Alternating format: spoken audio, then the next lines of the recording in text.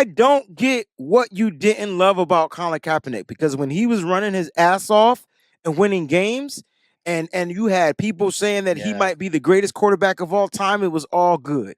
And then Yep. the moment he takes a knee and does something for what he believes in and uses football or that platform to do whatever, he's the black sheep. I'm 100%. And like another thing too, like people always forget the reason why he kneeled. He was working with a freaking Longhorn, the Longhorn snapper that was with the You Seahawks at the time. I think it was like Nate Boyer. I think might be. I don't know sounds the name on familiar. that, but like he was, Green Beret, all that kind of stuff. Met with them, wanted to understand, told them, taking the knees, a sign of respect, all that stuff. Like Right, whatever. because before he was sitting down. Yeah, yeah, Then he took the knee because he met with the veteran. You're right. yeah. I Anyway, remember. look at But Peachy. I'm anyway, a back vet. Love Cap. Yeah, it's back not. back to football. Yeah. So take that out of it. How can you not love this guy? So I think the issue is he took Alex Smith's job, and Alex Smith was beloved. And so people were pissed off because he took that job from the start. And I think that continues to carry on. Very similar to the Trey Lance hate It's that the it's came with the Jimmy Garoppolo. it's the exact same thing. And Injury happens. Boom, boom, boom, boom, boom. The only difference between Trey and Colin Kaepernick, Colin Kaepernick was a second round pick. And Trey Lance was traded up with the first round picks. But here's the thing, right? Look, I like what Brock Purdy has done, and I'm not saying that he shouldn't be the starting quarterback of the 49ers. But guess what happened? He got injured. yeah, Like what he got injured. And so that's like that's the way that's it what goes. So happened. why is Brock Purdy the lead dog in the the leader of the That's the clubhouse? question I can't figure out. Because And Trey Lance that's got hurt. Because right, so it's the way the world goes. so so so then let so then why is the disrespect so heavy on Trey Lance if all he's doing is he's giving an opportunity to get his spot back due to an injury. Yep. Same way Brock got in. As a matter of fact, it took Purdy 2 injuries because he There had you to go go. through Ji'Ayir, whatever his name is. Yeah, right. But at the end of the day, like back to Colin Kaepernick, man, he saw an opportunity and he took it and he ran with it. Pun intended, like literally. And I'll never forget this, right? Remember when Jaws came out and said he's the greatest quarterback of all time? I think that comment killed Jaws' career. Like I don't even Yeah. know what he's doing right now. Yeah, I like Jaws, but yeah, he's got some weird takes. And yeah, I didn't think that was a weird take. We were watching football transition it was different. into something totally different. And then now look at the quarterbacks you got right now.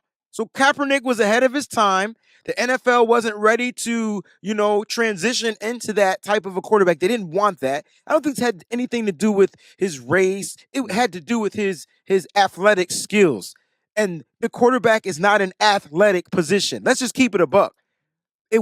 That's what it is. Now all of a sudden, you have other quarterbacks that aren't quote unquote black that are able to move, get out the pocket. Now the athleticism is starting to be accepted. And now the position and the transition into what football is today is being accepted. That's where it's unfair. That's why I don't understand why Cap gets such talked about him. If we're just talking about football, if you want to put your personal hate in there, fine. But let's leave it to football because look at his stats, John. This is where you come in.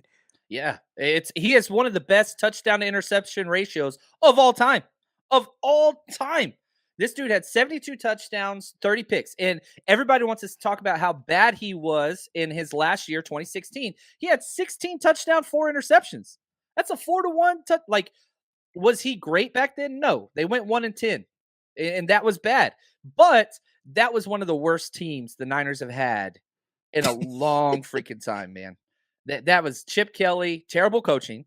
That was terrible roster. That was terrible GM. That was ownership learned their lessons to get the hell out of there. What's up, Snoop Jones? He's the lead dog because of his winning record. I love it. No doubt. He's talking about Brock, I hope. Like, you're right. Yeah. He's a winner. Yeah. Oh, I love Brock. You would never hear me argue that down to the day.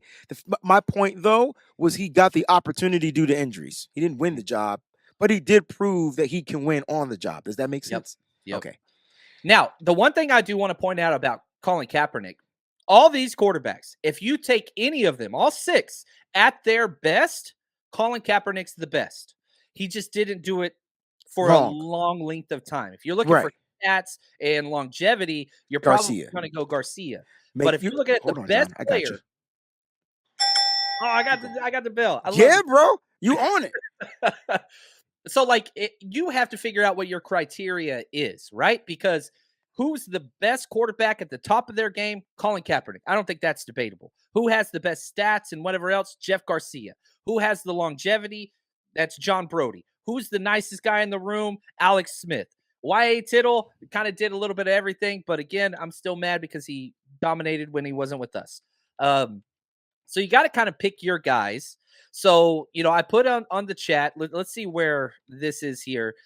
Yeah, so the votes on Twitter, Jeff Garcia, 46%, Colin Kaepernick, 31%, Jimmy Garoppolo, who we haven't even talked about yet, 12.6, and then John Brody, 9.8. Now, the votes in YouTube, they're pretty similar. Garcia, 46, Kaepernick, 24%, Brody, 20, Jimmy, 10%. Let's go to Jimmy Garoppolo.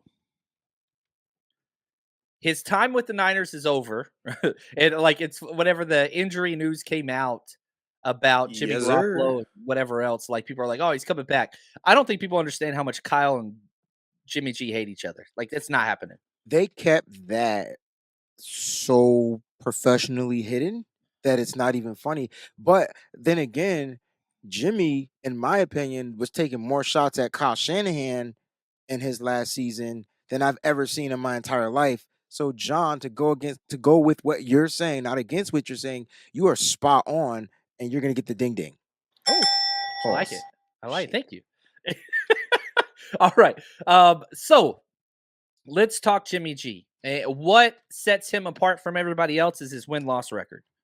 40 wins. Just with the Niners, 38 wins, 17 losses.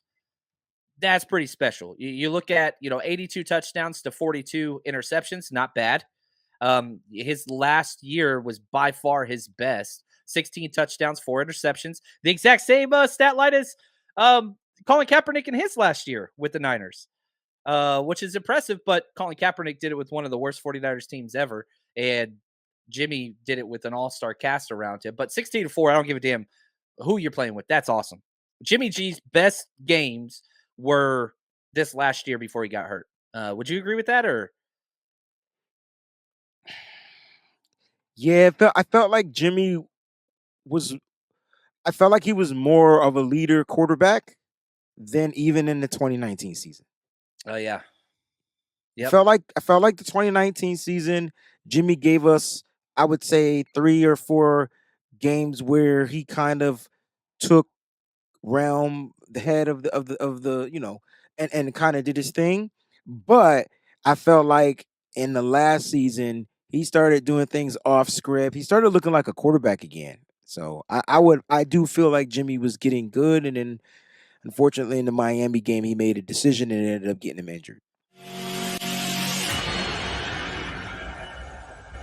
The 49ers Rush Podcast.